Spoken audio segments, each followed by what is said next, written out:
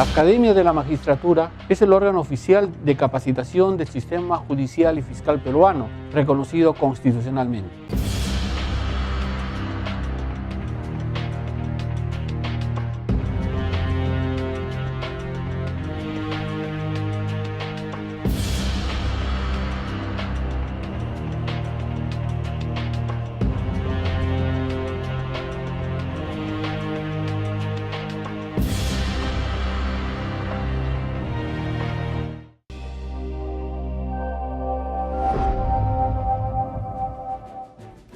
Amables televidentes, bienvenidos a su programa Referente Jurídico, programa producido por la Academia de la Magistratura de la República del Perú. El día de hoy contamos con la grata presencia de uno de los juristas más destacados en el ámbito del derecho constitucional en el país y que ha tenido la posibilidad de combinar en el ejercicio de la profesión no solamente el desempeño académico con los conocimientos teóricos que se imparte desde la cátedra universitaria, sino que ha ejercido también la función pública en importantes cargos del Estado, lo que le ha permitido tener una visión que trasciende lo estrictamente teórico para enriquecer justamente esta nociología que él ha ido construyendo desde sus primeros años universitarios de pregrado y posteriormente posgrado dentro y fuera del Perú, lo que le ha posibilitado cuajar a un personaje bastante respetado en el ámbito público y por supuesto académico. Me estoy refiriendo al doctor Gustavo Adriancén Olaya, a quien damos la más cordial bienvenida a Referente Jurídico. Bienvenido, Gustavo. Muchas gracias, Luis. Muchas gracias por la bienvenida. A tus órdenes. Antes de iniciar esta conversación, que el día de hoy tratará sobre la dignidad de la persona humana, un elemento central de la defensa de los derechos fundamentales, los derechos humanos, voy a hacer una presentación muy breve del currículum vitae de nuestro invitado. Gustavo Adriancén Olaya es abogado por la Universidad de Lima y licenciado en Derecho por la Universidad Alcalá de Henares de Madrid, España. Especialista en Derechos Humanos con estudios de posgrado en Ginebra, Suiza y en Estrasburgo, Francia. También cuenta con estudios de especialización en San José de Costa Rica y en Florencia, Italia. Cuenta con un máster en Administración y Gerencia Pública por el INAP de Madrid, así como también un diplomado de Administración Pública de la Universidad Complutense. Ha realizado consultorías para diferentes organismos internacionales de cooperación financiera internacional, entre los cuales se encuentran el Banco Mundial, el Banco Interamericano de Desarrollo, el Programa de las Naciones Unidas para el Desarrollo, entre otros varios. En el ámbito público ha desempeñado los cargos de procurador del Ministerio de Defensa, con una exitosa labor bastante reconocida por todos los peruanos. Luego pasó a formar parte del Ministerio de Justicia, donde asumió la condición de viceministro de Justicia, llegando después a ser ministro de Justicia y Derechos Humanos. A nivel académico ha dictado diferentes cursos, conferencias y seminarios en diversas universidades del país y, como no, también en la Academia de la Magistratura. Es todo un honor y un placer realmente recibir nuevamente en este programa a Gustavo Adriancén. Gustavo, este tema de la dignidad humana es un tema de vital importancia, tanto así que la Constitución peruana, tanto la del 79 como la del 93, que es una especie de síntesis de la anterior, coloca en el artículo primero, precisamente, ¿no? Este elemento como el eje central de todo el desenvolvimiento posterior de la Constitución, diciendo la defensa de la dignidad de la persona humana es el fin supremo de la sociedad y el Estado.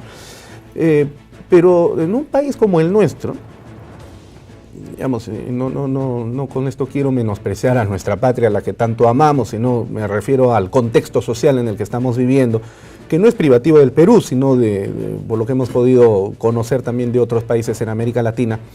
La situación social está, por el sistema pragmático, utilitarista, tan venido a menos, que todos los días se pisotea este concepto en el campo teórico y en el campo de la actuación práctica de la dignidad, a tal extremo que la gente no sabe qué cosa es la dignidad, ¿no? Y es algo tan inherente al ser humano. Entonces, comencemos esta conversación, como nos enseñaban los viejos maestros universitarios, de lo simple a lo complejo. Muy bien, vamos a ello. Vamos a definir entonces, ¿qué es la dignidad humana? Luis, como tú has afirmado, nuestro ordenamiento constitucional privilegia de manera muy especial la defensa de la persona humana y además el respeto a su dignidad. Y lo considera el fin supremo de la sociedad y del Estado. Es decir, a partir de allí, de la defensa de la persona y el respeto a su dignidad, van a devenir todo el resto de derechos, principios, y cuando no, la organización propia del Estado debe someterse y sujetarse a ella. Pero cuando hablamos de la dignidad de la persona humana, seguramente el común pensará que es, bueno, digno es aquello que está bien y lo indigno es aquello que está mal. Lo ve un término bivalente, más o menos ético, entre lo bueno y lo malo. Pero cuando hablamos de la dignidad de la persona humana, probablemente hablamos de cosas que son un poquito más complejas. Por ejemplo, los tratados en derecho internacional no aceptan las tesis totalitarias respecto a la persona humana y su dignidad, según las cuales la persona humana y su dignidad dependen de la sociedad, dependen del Estado. No se aceptan en derechos humanos. Tampoco se aceptan en derechos humanos las tesis religiosas, según las cuales la persona y su dignidad dependen de lo que Dios diga, o lo que esté conforme con los mandatos divinos. Y finalmente, estos tratados internacionales en derechos humanos niegan también aquellas posiciones neoliberales según las cuales la persona y su dignidad son un albedrío absoluto. Cada quien puede hacer lo que le dé la gana. La dignidad de la persona humana más bien está entendiéndose modernamente como aquel reconocimiento al pleno desarrollo y desenvolvimiento de la personalidad, aquella cualidad que tiene la persona de desenvolverse socialmente en condiciones de igualdad frente a las demás personas que forman parte de la sociedad, reconociendo naturalmente la diversidad. Porque el reconocimiento fundamental de la igualdad parte por reconocer que todos somos diferentes. En consecuencia, Luis, aceptar la dignidad significa aceptar en primer lugar que la persona es libre para decidir sobre su desarrollo personal, pero es libre de hacerlo en el marco de un respeto absoluto a lo que hoy día podemos llamar nuestro ordenamiento jurídico. A partir de ello tenemos que ser también absolutamente tolerantes respecto de la diversidad, porque aceptar la diversidad del desarrollo de la personalidad implica reconocernos a todos como iguales. Ahora, y también además podríamos agregar que ese respeto no solamente parte de un sentido inmanente que trasciende hacia la sociedad y al orden jurídico establecido como mecanismo de control social, sino que también tiene que ver con un respeto hacia la propia persona. Sin duda alguna. ¿No es cierto? Porque yo recuerdo que en la década de los 90 en Europa se descubrió una red de universidades que inclusive participaban desde las facultades de comunicación en la filmación de hechos de connotación sexual, películas pornográficas, pero que terminaban posteriormente con la eliminación de la mujer o del hombre que era sometido al tratamiento sexual. Sí. Es decir, era asesinada, y era asesinada en cámaras. Y luego estos vídeos pues se comercializaban y increíblemente había un mercado, un mercado que lo compraba. Claro que sí. Lo curioso del asunto es que estas personas que participaban en estas escenas lo hacían con su plena voluntad, es decir, sabían que iban a morir, ¿no? Y ellos antes filmaban su aceptación de que estaban participando de manera libre en ejercicio de sus derechos. Inclusive, a partir de esto, un famoso cineasta español, Pedro Almodóvar, si no me falla la memoria, se inspiró para poder realizar una película que lleva por título Tesis. No sé si la habrás visto, pero justamente retrata este problema desde la óptica española. Entonces, la pregunta es si es que la persona no se respeta a sí misma en su dignidad y termina haciendo atrocidades de esta naturaleza, mucho menos pues va a respetar hacia afuera a los demás seres humanos, al prójimo, y menos al ordenamiento jurídico, ¿no?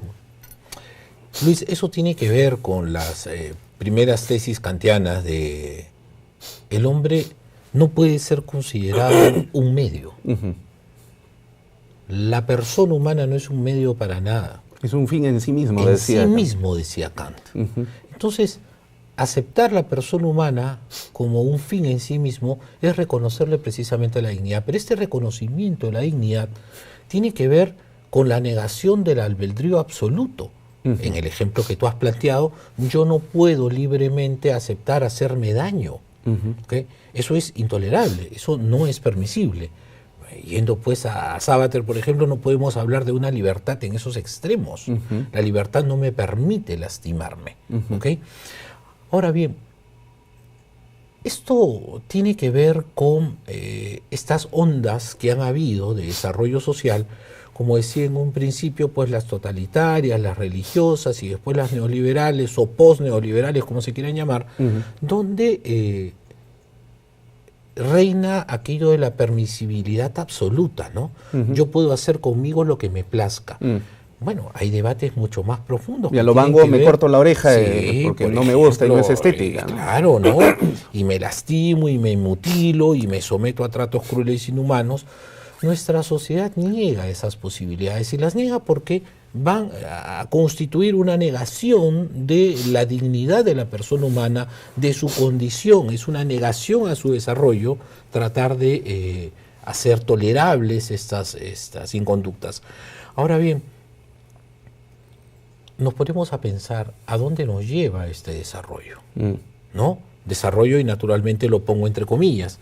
¿Este es un desarrollo que finalmente resulta respetuoso de la dignidad? ¿O tenemos que ser tan tolerantes hoy en día que tenemos que aceptar que esta es una forma de diversidad que deberíamos de asistir? Ese es el punto al que quería llegar, precisamente porque parece que nos gustaría, como raza viviente en este planeta, siempre vivir al filo de la navaja, ¿no? De manera tal entonces que siempre estamos tentando al diablo, metafóricamente hablando, y el día de hoy, cuando ya creíamos nosotros hace un par de décadas nada más atrás, que el concepto de dignidad humana pues era un concepto claramente establecido en virtud de los elementos que tú has señalado, teóricos y prácticos, y sin embargo el día de hoy parece que ese concepto se quisiera convertir en una especie de plastilina en mano de niño para poder ampliarlo, convertirlo en un concepto elástico, chicloso, ¿no? Y en el que quepa absolutamente todo. Entonces, hay gente que, bueno, tienen el derecho de ponerse piercings donde quieran, pero hay otros que en ese ejercicio pues ya se automutilan, o en ejercicio de sexualidades francamente bastante extrañas, terminan también autolesionándose. Pero lo curioso es que estas personas reclaman respeto, entre comillas, por ese tipo de prácticas, y porque se sienten conformes con ello, ¿no? Según ellos están pues en ejercicio de sus derechos, y quienes señalen algo en contra terminan resultando intolerantes, ¿no? Y además, esto lo reclaman, como bien lo ha señalado también, como expresión de la diversidad, ¿no? Este concepto también bastante plástico, donde entra de todos un cajón desastre realmente. Entonces, ¿cómo equilibrar este concepto de dignidad en un mundo tan extraño como el que nos está tocando vivir el día de hoy? Yo creo que Hay además, en todos los elementos que tú has señalado, Luis, uno que es, si se quiere, hasta autodestructivo, muy tanático, ¿no? Uno que va al límite mismo entre la vida y la muerte, ¿no? Donde voy jugándome lo esencial que es la vida. Ya se ha discutido muchísimo respecto de la interculturalidad de los derechos humanos y el consenso general es que no se admiten formas que tengan que ver precisamente con actos contrarios a la integridad, a la salud, ¿no? Estos ejemplos de discriminación, por ejemplo, frente a las mujeres, son negados en absoluto por todos los tratados y protocolos de derechos humanos, ¿no? Entonces, nadie puede amparar su mentada diversidad, su mentada tolerancia, nadie la puede amparar bajo criterios reconocidos en los derechos humanos porque aquello es atentatorio de la dignidad de la persona humana, ¿no?